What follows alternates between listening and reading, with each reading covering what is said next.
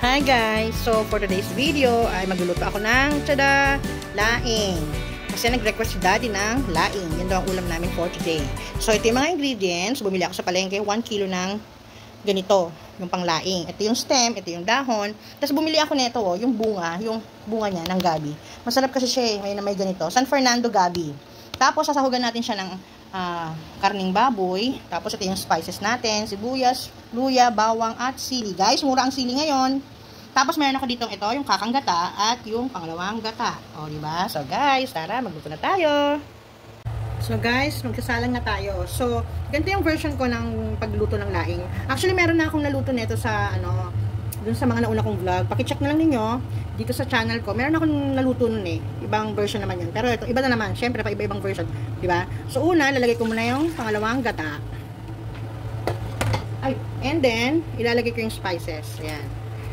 Except lang tong sili ha. Kasi pagka matagal siyang kumulo, baka umanghang, hindi na maulam diba?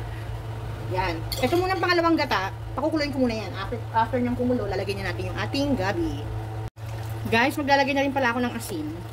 So, yung iba naglalagay yata ng alamang Hindi lang sure pero hindi ko rin matandaan kung sa una ko bang vlog, naglagay ako ng alamang. Pero wala yata.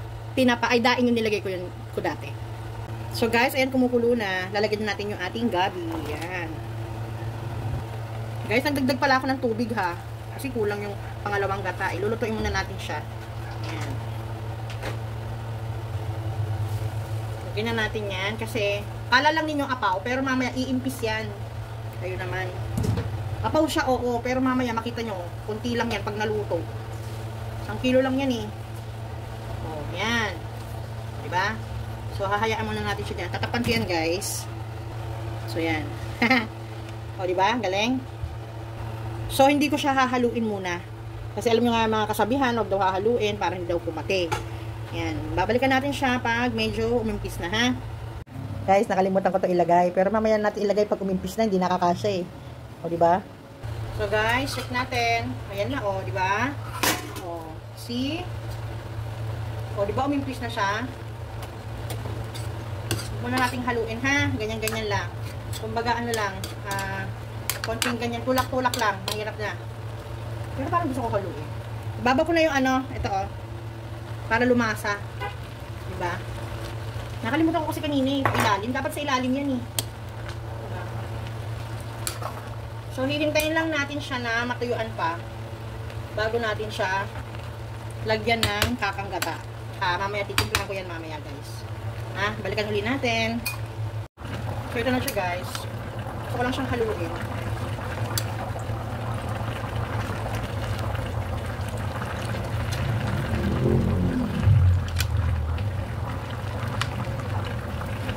Hindi pa luto ito, guys, yung dahon niya.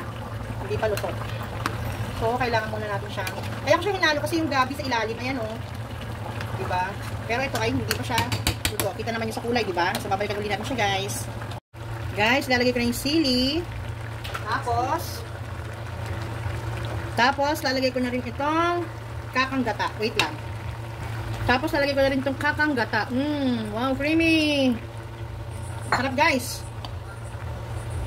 Alam niyo yung gata, manamis-namis, tinikman ko Sarap. So, patutuyuan ko lang ito. Huwag na natin masyadong haluin, ha? Maglalagay tayo uli ng kaunting asin. Kaunti pa. Yan.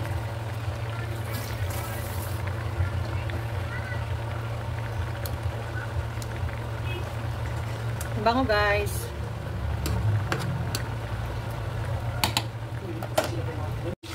So guys, ito na yung ating laing. Diba? Patutuyuan pa natin yan kasi nakita nyo. Gusto ko kasi magmamantika yan. Meron na siyang lumalabas na yung mantika dun sa gabi. Anong tawag doon? Sa gata. Yan So, kailangan pa natin siyang patuyuan pa ng konti. Tapos mahina lang yung apoy para hindi dumikit dun sa ilalim. Diba guys? Tikman ko na siya. Ang sarap-sarap niya, guys. So guys, babalikan natin siya mamaya. So guys, bumili ako uli nito itong Coco Mama. Masarap naman ito kasi parang natatabangan ako sa gata. Hindi ko malasahan yung gata doon sa laing ko. Kaya dadagdagan natin siya ng isa pang ganito, ha? So ayan guys, ibubuhos ko na siya. Ayan, kasi parang natatabangan ako doon sa gata Diba? So hahaluin natin wait nga lang. So ayan. Hahaluin natin. Haluin natin, diba? Kasi tinikman ko, nakukulangan talaga ako sa lasa ng gata. Diba? Kailangan kasi ang laing is magata para masarap. Yan. O, diba? Kita nyo ba yan? Yan. Hindi po yan Makati. Promise, natikman ko na siya. Kaya alam daw kumakate kasi pag hilaw yung gabi. So guys, ito na siya. O, luto na to. Natikman ko na at masarap, syempre. So, okay na to dahil masyado nang dumidikit sa ilalim. Ay, ang bait mo po. So, yan guys. Ready na. Kain na tayo. Ito na po ang niluto kong laing. Sana nagustuhan nyo. Thank you for watching.